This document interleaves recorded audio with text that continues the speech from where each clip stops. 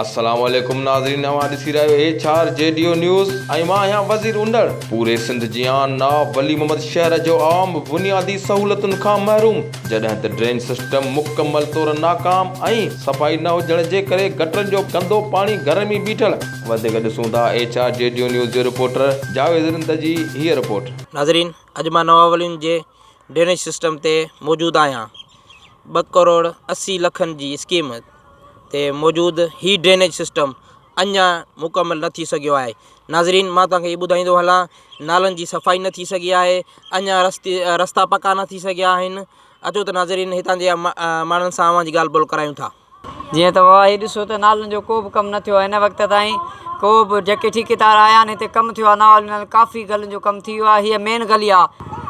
असां हुकूमत खे अपील था कयूं त महिरबानी करे असांजे गलियुनि जो कमु कराए, जीअं त असांखे सहूलियत ॾिनी वञे। बिल्कुलु ही जेका स्कीम हुई नवाब वली मोहम्मद जी ड्रेनेज जी स्कीम जेका हुई, हीअ 2,80,00,000 जी स्कीम हुई। अॻूणे MP डॉक्टर बहादुर ॾारी जी स्कीम हुई, पर अफ़सोस सां चवणो थो पए जेके घिटियूं ठहियूं, जेके नालियूं ठहियूं, उहो हींअर ख़तमु थी चुकियूं आहिनि।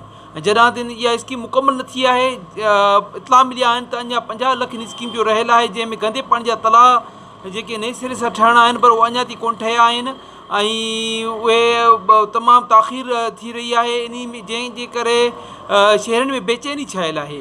ऐं हींअर मौजूदा MP आहे सरदार ख़ान मोहम्मद ॾारी।